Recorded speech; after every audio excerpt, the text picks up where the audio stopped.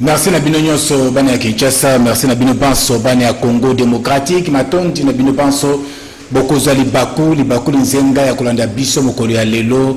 na nzela ya Canal Congo Télévision CCTV masolo ya polele yango wana ebandi mbote Nabino Banso bani ya Kinshasa, mbote Nabino Banso bani ya Congo démocratique bokolanda biso libanda ya mboka esengo ezali ya biso pambate tokuta na bino lisusu lelo poto meka kosolola makambo etali mboka na biso République démocratique du Congo tozali kosa masolo maye na pasi na motema pambate initiateur géniteur mobandisi ya masolo ya polele mona mboka Patrick Palata azali lisusu na bomoite atikaki biso liwa ya mbalakaka liwa ya poasa awa na ngumba mokonze Kinshasa ezali biso koluba nzoto ya nkondo Patrick Palata ezali nayano na ndako ya malili kolonzambe wa pesa kabomoi kolonzambe abotolaka ayamba epenza na boboto bonso omboka ya ye masolo ya polele tokotala makambo etali politique ya mboka na biso Congo démocratique Denis Kadima tomata tokita yende mokitani ya Corneille Nanga mpona kolengela élection ya mobu ya nkoto mibale na tuku mibale na misato awa na RDC balapaki seleka liboso ya bazuzi ya cour constitutionnelle na bandele ya poso eye tokolobela yango na masolo ya lelo tokotala ndenge kandi bandeko mosusu ya mboka bazali koboya na motema moko Denis Kadima eklezia santu katolike baboye ngeleza tope misoni baboye FCC baboye lamuka baboye Kadima kosala solo to akosala te tokomeka kotala yango na masolo ya mokona lelo boyebi yango na malamu poso tukoleka awa bana ya kilasi babimaki na balabala pona kotambola bapolisi bayaki bapanzaki mosusu kasi basusu bakendaki te bakomaki na palais du peuple revendication ya bayekoli ekozwa eyano solo tope kozwa eyano te ezali masolo tokobeta na mobiangami na biso ya lelo mpe na suka tokotala lolenge ya kobika ya bana mboka tokomeka kolobela yango na nani invité na biso abengami na kombo ya Chimba yo na kopesa mbote mwana mboka Chimba azali wana mokambi ya UDPS na ngambo ya Île-de-France na mikili ya Mpoto azali wana président ya UDPS na Île-de-France azali moko ya bilombe na kati ya ngomba ya Konde Etienne Tshisekedi ya Mulumba bangonde bazali kokamba lelo République démocratique du Congo ezali mbala mibale to ya mbayo na masolo na biso ya polele président Chimba bonio. En tout cas, merci Ndeko Flori, mais avant de nous nous avons compatir la chaîne CTV, na perte au mnene bot kosala na kombo ya Ndeko Nabiso Patrick Palata.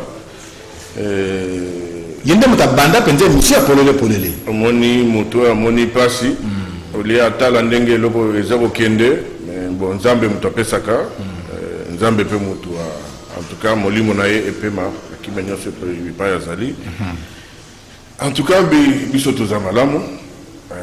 yango monitoyer pour la deuxième fois. Merci d'abord na ndenge bo bengi singa lisusu. Merci na bande ko nyonso baza ko landa biso o bazwa ngolo ko landa biso na ngonga mike o tozo kabula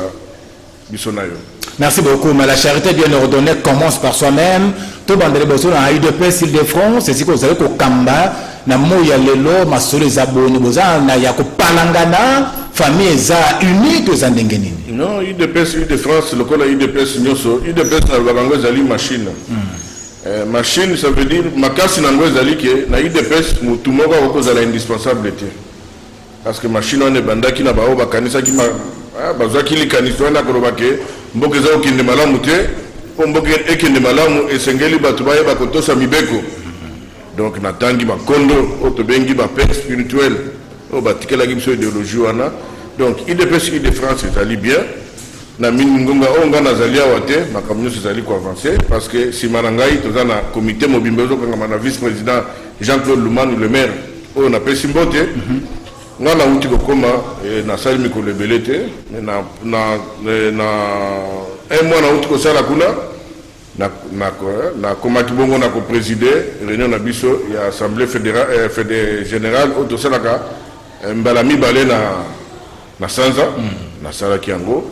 En tout cas, je remercie bande ko nyonso ya IDPS au bazar toujours ko continuer ko croire au bazar toujours na espoir bazar na volonté ya ko accompagner auto bundelaki. En tout cas na pesi bango longunya na félicitations pona kulaksake kondo Etienne Tshisekedi atikela biso liloba lobi prenez-vous en charge ngana zate ndeko oya kambaki réunion kutu ya suka za ni même vice-président mais ndeko Chris akambi parce que tangu moko azate to mibale bazate musala ya mboka makanisi ya mboka o biso topona ekotika la simata. Merci beaucoup président Chimba lelo UDPS azale ko kamba RDC. Félix Tshisekedi a fandi lokola mokambi ya mboka. 2-3 ans après, vous êtes fiers de mboka zo kende. Est-ce que vous regrettez qu'il fallait pas? Est-ce que mboka zo kende iso sa bine semuna kacha motema? Ndeko Chimba. Merci bingi na mutuna na yondeko. En tout cas 2 ans oyo donc 3 ans bientôt. Biso tozali fiers ya komona otozo sala. Ozo pesa mboka zo sala. Ezo pesa biso esengona nte. Tozali fiers ya komona ke. Bozaka na mwa lolendo kaka. Mwa lolendo wana. Mwa lolendo te. Toza vraiment na kata lolendo mena ndenge ya modestie o ba bengi na lopoto. Ça veut dire esika biso toyeko kutela mboka oyo. Na bakokoso nyonso tomoni na bandeko biso tokanisaki bandeko na biso po to tambusa mboka oyo na makambo biso tozosala lelo en tout cas ngai naza fier ya koloba ke eloko oyo ekotisa biso ke tobunda tokotela makambo ya kobunda oyo ebandi kosalema. Ça veut dire baprincipe na bamibeko ebandi kolata bato. Alors comme bato bamesanaki yango te yango wana oza komona bato mingi bazokoma agité. Mais en tout cas, on a Floride, la nègre de Rosola, au commune, pour la nini, on a fier de Macambo de Rossal. Aux affaires, les lots, Toko Tambaramoko, na Katia Masolo Yango, président Likambo Yangonga, Tomoni Awa, élection, Félix Tshisekedi Azali prêt, donc on a eu deux pays, na Banamboka Ban, c'est pour nous qu'il y a des Ponami, 2023, Denika Dima Ponami, Assemblée nationale, Babimisaki, Tata Mokonjambo, Kabimisi ordonnance, et PC Makoki, ya kozwa nguya pona kokamba seni na RDC ba l'équipe a prêté serment libosia ba juge ya cour constitutionnelle musala et bandi 2023 mapona meko salema le lenge Denika Dima azu de le bonga ya kokamba seni na zongere motuna eza fier pona bino bakambi mboka ezali fierté parce que nazo zongela toujours pona kolakisa bana mboka bayeba to na politique mutufa ya kosala nini. Ezali fierté pona nini biso tokota kizamba pona kubundela ke démocratie ya processus nango ekota na mboka oyo parce que soki processus ekoti botosi ya mibeko ekoti yango kosala ke mokili ezala malonga. Tozali fier pona nini parce que biso tobundi pona oyo tobengi état de droit ezo le capar ba respect et ba principe. Tout à fait. Le nom de Denika Dima Abimi ça fait partie il y a processus wana ozo bundela surtout que pour la biso tozali na esengo pona nini parce que le lenge yango esalemeli ndenge esengela kina mibeko parce que biso tozawana pona potosaka ka mibeko. Donc ndeko Kadima zawana na pesaki na pesi bisusu awa na micro na bino ya CCTV na pesi en tout cas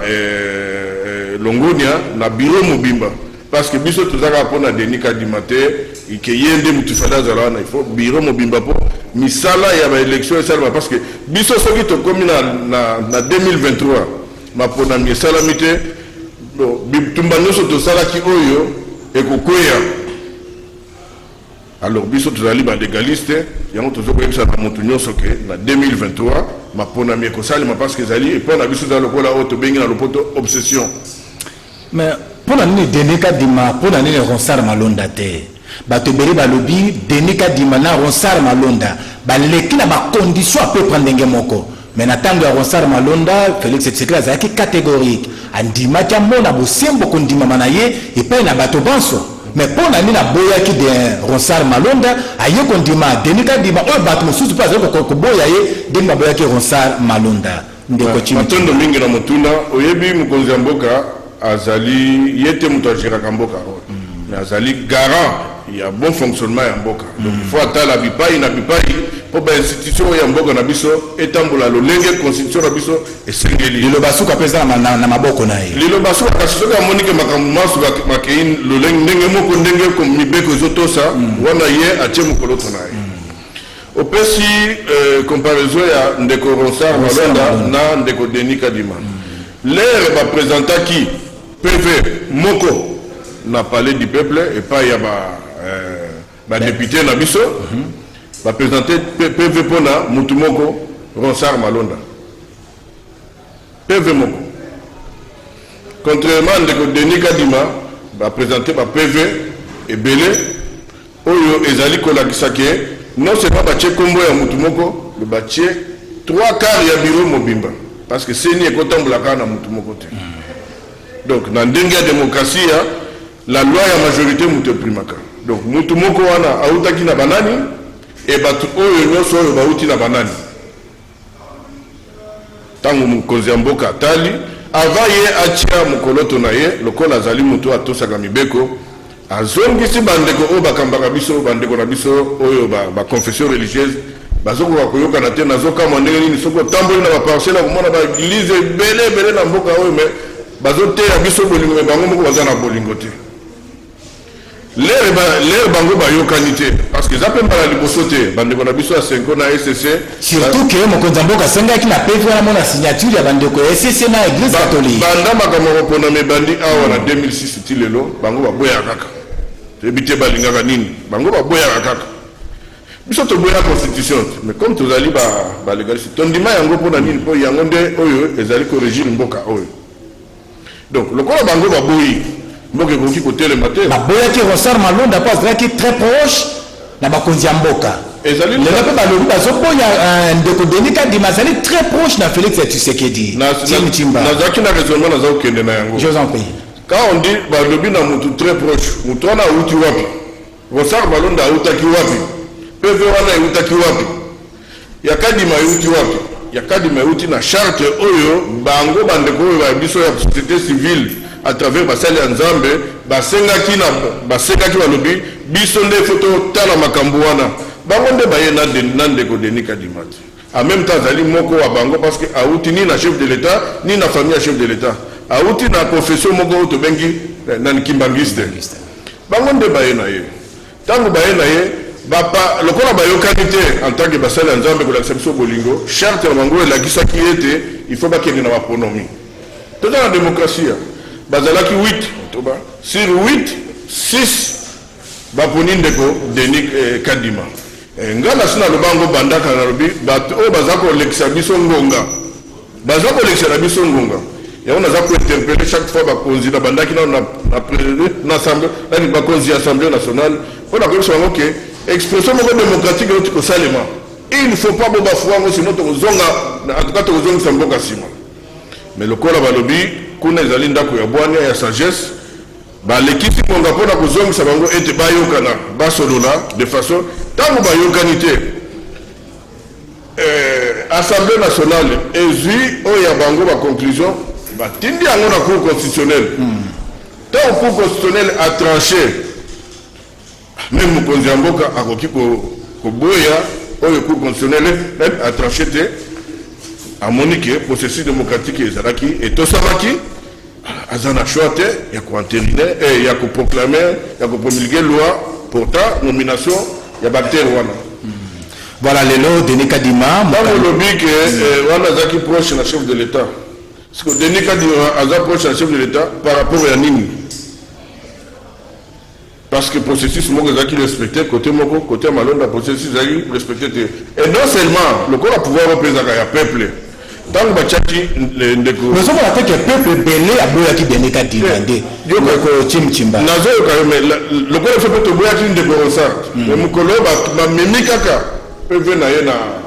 na parlement omonaki ebele ya bato bazalaki na balabala te omonaki bango te mais boni ti lelo banda kombo ya Denis ekei na parlement ti basalima makambo nyonso wana baestatue ti lelo omoni bato boni na balabala oyo mpona komarche contre élection ya ndeko Denis Kadima donc ça veut dire na mboka oyo moluba akozala susu na akozala susu na esika te akozala susu mosala te parce que aza moluba tribu moko na chef de l'état moluba de trop nde bazoboya comment moluba de trop si c'est moluba la bandeko bazoboya mais bazo reconnaître qualité ya moluba wana donc c'est pas moluba de trop bango nde bayi place bautaki na ye il fallait baélimine ye kala ke yo d'abord faut boyeba ke baélimina mpe baluba ebele baélimina baluba ebele bapo sapu bato ebele baélimina bango donc c'est pour dire que muluba wana auti ni na famille politique ya chef de l'État auti na ba église kimbangiste batu na siko bandeko na biso ya kimbangu nde ba expliquer soki muluba wana aza muluba ndenge nini to azo mériter to azo mériter bon disque que ne peut pas côté ba luba te to za besoin ya lisaka na kati ya mboka za kati ya mboka moto azala muluba azala mongala azala motongo muswahili azali congolais mosala pe pesa na bato banso po mboka na biso kende liboto to ta même direction parce que comme wana kuna muluba wana kuna boye ya monde so ça Congo démocratique ici na ndeko Flori soki nazo chia sete na ke baboyi de nika di makaka po azali muluba mokili nyonso ezomona parce que nga naza moko ya baye oyo natelemelaka discrimination nga aza muluba mais soki otuni nga vraiment ke origine na yo eza place nini yo ozalaka bien yakoyebiso na Nord Kivu mais ya soko nazokoyebisa yo baoyo bayebi po baninga na ngai entourage na nga tout ça donc c'est pour dire que soki ndeko wana azaka ekolo mosusu elinga cause problème te mais appareil mpe l'état akoki kotelema te lelo makambo tozolobelaka mpo eza histoire bandeko bayeba mais machine esekei l'état ezocontinue Denis Kadima na équipe na ye parce que baprêter serment donc il faut totala bango siko ndenge nini bazali kosala mpona kolengela biso morceau kozala facile mpo na ye ntango déjà lamuka baza balingi kutu koyoka kwemba Denis Kadima te aussi bandeko ya FCC balingi koyoka ye kutu te Moïse Katumbi kutu alabi wana kutu ta sena kutu na verse abi ye kutu komekate ya pona Denis Kadima komekate ndeko Chimchimba morceau kozala facile pour na ye ndeko na ngai oyebi na yebisaka tous les jours na utu koloba awa ke classe politique congolaise 80% ceux qui ont opportuniste c'était aza médiocre Moïse Katumbi na ensemble lelo ceux qui bazwaki première vice-présidence ya Seni balinga osilika te siko yebisa ngai na vice-présidence na ndeko Kadima oyo bazoboya lia eza nini pe comprendre fungola matoi bayaki kosenga selon yo eza po bazwi bonga wana te nde bazotia makelele nde yango voilà la vérité ndeko Martin Fayulu ayebi ke ata na poids politique te na institution olobi aza na poids politique te na institution Fayulu ndeko Martin Fayulu wana Fayulu ya 2011 ou Fayulu ya 2021 Fayulu oyo ya 2021 ozotala penza bien ndeko Chimchimba papa na ngai mpona nini so tozokolukaka au majorité tokosalaka nani ba coalition sur le plan ya badéputé toza na bango te et po ezala na poids il faut ezala na badéputé aza na bango te yango critère wana ya représentativité yango esali ke ye na Seni kuna moyen azwa eloko eza te mais ata kopose face à nini balabala en même temps ye aza na agenda te ke ya balabala ye alingi baponomi te mpo ayebi ke lelo soki élection bakovote ye te bakovote mpe bato na ye mingi te Martin Fayulu yango souci na ye ezali ke élection maponomi ezala te Martin Fayulu alingi maponomi ezala te po tokende na badialogue tosolola badialogue comme ça na dialogue wana yebi ke soki aye mpe bakatela ye mwa parti ya baposte tolingisi biloko akala wana te bolongi makambo ya sika makambo kotombola mboka ekende liboso voilà wana ezalaki ete na liboso masolo na biso makambo etali Seni lelo tozwi mokambi ya sika oyo Corneille Nangaa atikeli ebonga mpona kokamba mpona kolengela baélection ndeko Denis Kadima wana ata tokoloba na gauche na droite na makambo etali boyebi ya mosala na makambo etali ntoki ya mosala Denis Kadima mai na monoko te azali moto ya koki mpe abongi mpona kokamba misala ya maponomi na Congo démocratique mboka na biso ya motu etopesa ye chance pamba te maponomi eleka na ndenge ya malamu ebotela lisusu mbonge na nsima na yango te likambo etali rame escroquerie bakonzi ya mboka bakomi kokosa te bakonzi bakomi koyiba peuple na bango est-ce que na France mpe esalemaka ndeko Chimchimba merci beaucoup otuni motuna moko ya motuya parce que otuni makambo ozoleka awa osali comparaison na France bisika yo ozalaka mais ntango na koloba na nga te ke France eza lokola Congo te nga napesi yo merci bandeko na ngai bacongolais biso bao tokima awa tokima bapasi tokima bamakambo oyo ya pambapamba oyo olie tovanda tokanisa tosangana monguna aya koprofite te tozaka na makambo biso tokima yango ntango totali toyebi meno tokovanda kuna ndenge wana te fo tozonga quand même tobanda kolakisa ndenge nini elekaka bisika mosusu bamboka oyo tozali kovanda oyo tozali koenvie ke lelo social écotique oza na eloko te bakoki mpe kosunga yo esalema parce que bato oyo bazalaka na bamboka wana bafutaka bampaku ntango ozofuta mpaku te ndeni balabala kozala kimia nde nini mai nakoya kozala continuel mais malheureusement na oyo batalemi oyo etali makambo ya rame po rame ebandi mpe ka lelo te effectivement lere gouvernement bawario ye batali babi maintenant bataxation moko ezalaka awa oyo ezalaka injuste peuple ayebaka te peuple ayebaka te banda balera bamotorola ti ba 2012 rame ezalaki nayebi te bino bovandaka me ngai na basérie na ya ovandi bochange moni baunité elimwe mais awa unité ekendaka rapide rame eza kokata soki nazokosa bandeko congolais oyo bayebi voilà maintenant lelo mpasi na ngai eza ndenge nini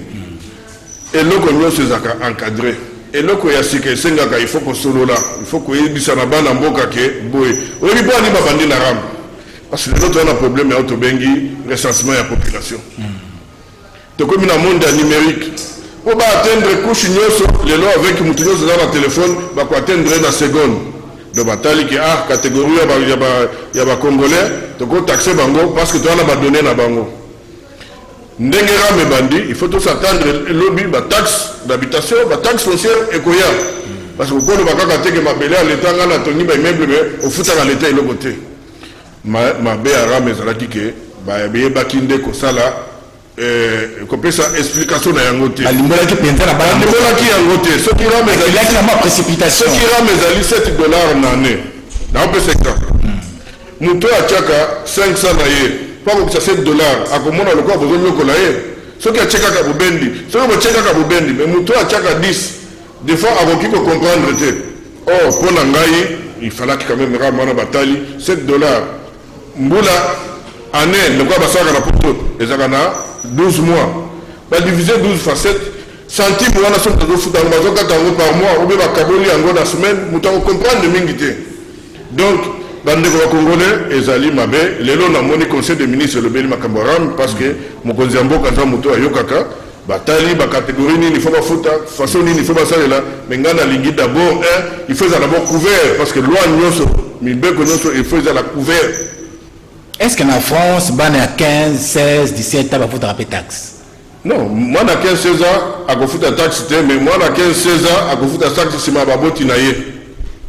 Mais awa sikoyo na biso rame ezokipe te oza mwana 13 oza na 13 ans bazopupola donc oza na mbongo taxe ya Congo eza na catégorie ya âge te oza mwana ya 13 ans oza na mbongo akosomba telefone te moboti na moto asombeli o telefone voilà pourquoi babengaka bango baminere il faut tolia mpe bango bafuta minere ça veut dire aza na parent oyo azofavorize ye akota na contact na mokili oyo azali koprotege ye ntango lobika bafutisa bana 13 ans eza lokola ozolakisa mawa ke non tolobaka makambo na bosembo mpo mais makambo na bosembo ezali ke lelo na kisasa mwana ya 13 ans oza na telefone rame azolia ye meme mwana na ngai oyo aza mpe oyo baza na batelefone nga moto nafutaka bafacture bakataka donc oyo nga nafutaka oyo bakataka mpo na nga parce que naza détenteur ya telefone nde yango bakokata na bana wana na France meme awa parce que ntango ngai nasombeli mwana na ngai ya 13 ans telefone nga moto nasombeli ete nga moto nachangelaka ete donc bazokata nde ngai parent c'est pourquoi nalobi ke baza baminere il faut tolongolaka bango na makambo oyo ekoya kotia bango motu mpasi tolobaka makambo ya bien mpo mboka oyo ezala bien bato bacomprendre ntina ya makambo nini ezosalema notamment ntina bampako taxe na ndembo kofuta makambo ala combien net na France par exemple net na France par exemple taxe ça dépend na taxe nini oyo tobenga d'abord TVA mikolo nyonso tofutaka yango oyo ndenge okoti na boulangerie osombi lipa ofuti TVA lipa oyo osombi wana yebanaka te nayebi ke asombi lipa na ngai ya 200 francs na kati ya 200 francs wana balongoli TVA na mbongo oyo oye nango alors taxe wana ya TVA yo futi ya lipa yo moto ozwaka mbongo moke to ozwaka eloko te na PDG bozofuta taxe moko déjà omonaka ezaka taxe moko discriminatoire mais comme ezali wana mpona koservir mboka esalaka sikoyo ke yango nde esengaka sikoyo ke mboka etala baoyo baza vulnérable eloko nini ekosala mpona mboka donc c'est ça alors totika kozwa babiloko ya bamikolo totia na charge ya bana todestabilize bana te Est-ce que nakana ndenge tolobaki ke biso to servir le peuple to yena slogan il y a le peuple d'abord question zeli siko peuple nini parce que c'est ka peuple ya Congo yende motasengi ke rama wana akofa bakunda ye mais ndenge nini bindo bato yaki na slogan le peuple d'abord bolingi rama za kaka vivant chimba ndeko Flori oyebi peuple soki azopona mukonzi ezali po mukonzi atalisenzela mboka nyonso oyo ka nakopesa ndingisa ya moni na Allemagne bazaka na babengaka chancelier moko Schröder oyo asala ba réforme ya makasi oyo peuple allemand mona ko bazokanga esinga na kingo baboya ye mais lelo ba réforme na ye mutu nyonso akomi kolela ye akomi kokanisa ye bakomi kotubela epa na ye yaona lobi boye ramo oyo peuple aboyi c'est normal parce que lolenge bakonzi bamemelaki yango ndezalaki yango ti na maloba bapesaki bato na maloba bapesaki ezangaki bosembo ngai mpe naza moko bayi politiki na tambolaka congolais nyonso atali abi mais non tokomi na mondialisation mboka na biso mpe fo ezala kitoko congolais nyonso aza na besoin mpe atia loboko na parti mpo mboka oyo eévolue soki te epuis fo oyebake biloko nyonso eloko moko ofele ezalaka te soki eza ofele epa na yo nga moto nakocouvrir parti wana donc mboka eza kaka te ke tolamuki lelo tozo envisage bapays mosusu mpo na nini mpo bakomprenake ntango ozosala mbula matete na droit ya kosécurize yo ya kogarantir makambo na yo ezala bien mais yo mpo eza na badroit na badevoir na baobligation mais awa c'est comme si badroit kaka non yango wana tolobi la nouvelle awa c'est comme si badroit kaka peuple ka moto aza na badroit te peuple azo réclame kaka badroit mais peuple fa yeba mpe ke badevoir ezali bien ke toyebi ke situation mboka nanu comité na hauteur yango nalobaki ke otuninga makambo awa se référé kuna situation mais ba français pe basala même ba révolution basalaka ezalaka mpo makambo ekende bien yango moni lelo na félicitaka siko ba père fondateur na félicitaka les sphinx Thérèse Nomoi papa Etienne Tshisekedi ntango aza koloba ke prenez-vous en charge parce que ntango bino peuple bozo se prendre en charge na makambo nyonso bokomona ke vieux ekoma kitoko mais tant que vous se prendre en charge, vous doit prendre bien en charge et comme mon boulot. Tant le gouvernement, vous senga na bato, bafuta mpako. Mutaku ko boya ko futa mpako azalite. Pamba te yango nde ko sala soda futama, basombe soda sokotona na policier, babongisa nzela tozwa mai tozalo tiliki. Yope leta talaka pe malamu. Moto azali ko senga mpako na futa kaita loboni na soka ya sanza.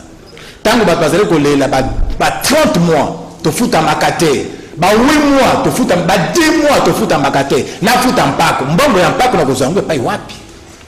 Merci mingi ndeko Florina mutuna ya mutu ya prezo tuni leo to kutaki vraiment ba te belé ba futa makapenza te surtout continue domaine même oya kelasi to kutaki ba non seulement ba la kiswaza futa mateke mbongo na mangoza ki muke mais quand même depuis toye mbongo komi babakisi yango mbala misato bakomi mikolo tokomi ke primi nde komi muke ndeko na ngai na ndenge tokutaki mboka oyo na libulu na ndenge effort oyo mokonzi ya mboka azosala à travers bainstitution papa soki oza na lipa ya kopesa mwana te okosala nini amoi kozala papa mabe kende kolakisa eke mbonake koyiba mpo nalesa yo mais fo sola na mwana tala lelo lipa eza te nazobundana lobi naosala eloko boye mpo soki nazwi nasombela olipa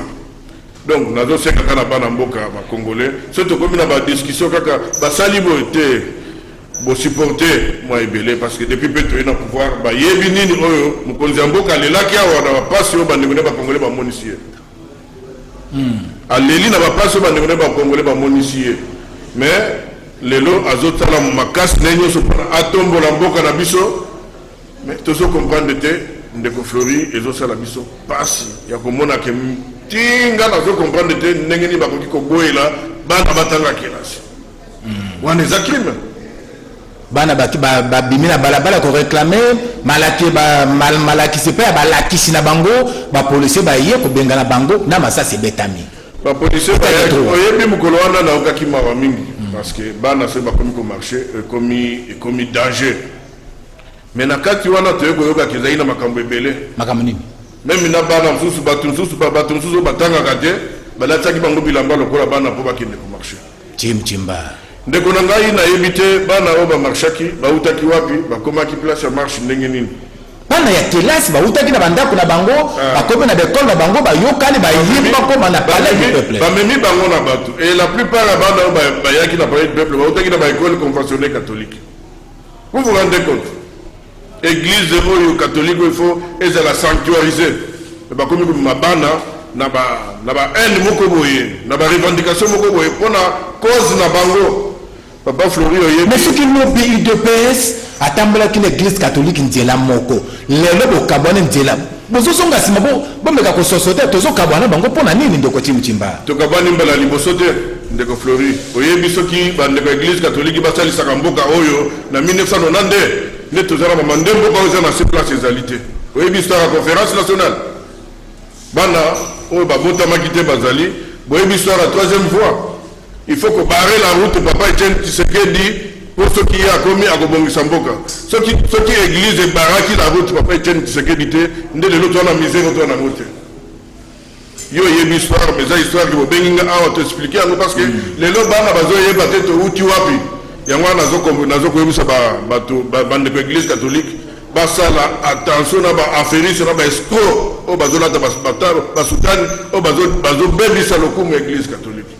Nga d'ailleurs na longwa ndeko Flori mboka oyo baby église catholique baby non to uti la conférence nationale catholique baby simboka chimchimba kato na émission non bon la 5 église na champ même parce que dans ba sali ya nzambe belé o bazo sepela kutu la bloco 5 ans zo salate 5 ans ne bandi le lote na pesi un exemple la troisième voie. Na kengo wadondo na papa Etienne Tshisekedi na nazaki na pouvoir oyo utaki na kati ya conférence nationale souveraine oyo akotaki kuna kwa confronter ba Mobutu Sebe batu bakama ndenge ba vota ye ba détail ezali ngongo ezamuke mais na yebisika batu ke intention église catholique ne te éviter balongola ka ba sultan et intention à 5 ans plutôt balongola ba sultan ba ya to sala bango politique parce que ba ba politicien. Tout le monde a bango sous tout na Genève pour na koluka ki makambo ici là pour le chef de file opposition moko ba kesu na Genève ba kesu ko zombongo ya bande ko na biso ala muka na Genève ba to ba bundi samboka o pona na présidence à 2 ans est-ce que mi bebo na biso ezaki ko permettre présidence à 2 ans ba il se dans le 3 ans oyo elingo za la ndenge nini ndeko Flori biloko to ko bango na kanda l'air moko parce que tout le monde que tout n'a jamais été bon. Bah, baby ça boka oyo la troisième fois. Tout dans la Congo à l'époque ça y est. Peut-être pas tout pas éviter. Alors, biso quoi que yebi ba joueur na ba jeune ngo parce que biso to koufeli hein. To koufeli tellement belé ba marche au monde ba marche ba catholique ce sont des militants. Il y a eu des personnes ba veuve, ba orphelin, tout ça ba désœuvré ba na oyo. Alors, Batouana, base à la gamme de respect, il y a dignité, et puis il y a mémoire à Batou Bakoufaki. Chimchimba, Kandara Nabisi Yangoana, Liboso Nayo, Bakinois, Bazota Layo, diaspora congolaise, Bazolanda yo, Lilubani Lokoko Yebisa Bango, Namasolo ya Lelo, Djelani le peuple congolais, a Koki Kotambola, Elongo, ou Koki Komema Kimia, na kati na mboka na biso Congo pe ko pesa esengo na mitema ya ba congolais chimchimba. Merci beaucoup. Avant la pesa mutuna na pesa kaka exemple ya ndenge biso tuzaka na France kuna lelo ba bazokamba président oyo azokamba mboka auti na lingomba babengi la république en marche bande ko na ba opposition bazokotala yetu parce que bakokozala biso tout kozala place mon côté ceux qui a komi ko kende mabe bala kisega azokende mabe ya tuni bango mabe nini bino momoni comme bazaba ba gaulois ba régalien ba yaga na makanisi po mboke kende liboso mais awe para biso ezali ke il faut ka kezala ngai po mboke ezala bien il faut ezala kaka ngai soki ezangai te bo na kolakisa ke il faut ezala kaka ngai te to lingi bato basangana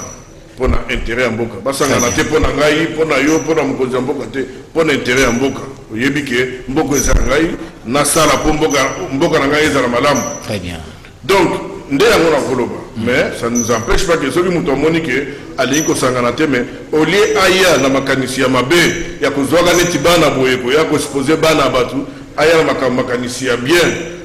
aya ko revendiquer parce que lelo oyo na mona kate na mona kutu bato ko mosaba marche na kati ya mituka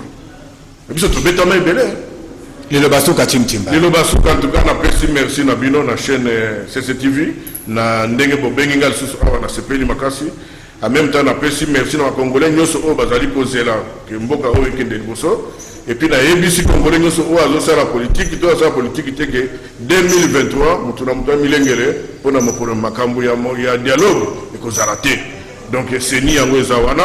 mutu to milengela na pesi mbote na bawo nyoso balandi biso mais particularité na ngana pesa tuna madame o azomona pasi kotika na bana ngana ya konyoka maawa pene babu matanga. Merci beaucoup mon mboka Chimchimba mokambia UDPS Île-de-France azalaki mobianga mena biso mokona lelo ndimaki kotika misala miso azalaka na yango ayeko yanwa na mbea na biso loboko na motema tata totondi openza botondi pe na bino banso bozakiri baku ya kolanda biso mokolo mwa lelo na zongeli koloba awa tozali koloba boye moto ya banda masolo ya polele Patrick Palata azali na bomoite akufaki nzoto ezali na kati ya morgue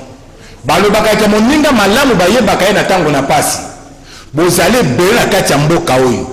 na Kinshasa pe libanda ya mboka oyo Palata Patrick asalaka mpo na bino alobaka mpo na bino apesaka sango mpo na bino lelo Patrick Palata akei na nzela ya biso banso bokanisi nini mpo na ye bokanisi nini mpo na Patrick Palata moto abanda masolo ya polele awa na CCTV lelo azali te soki toliaki ntango azalaki na bomoi tobosana pe te nzoto ya Patrick Palata ezali na ndako ya mali na kati ya morgue kanisa nyonso asalaka mpo na yo kanisa ndenge alobaka mpo na yo kanisa ta commentaire moko Palata alobaka mpo na yo zongisela ye bolamu ekopesa pe biso basusu molende ya kokoba kosala malamu na Congo démocratique mboka na biso mwasi atikali bana pe batikali.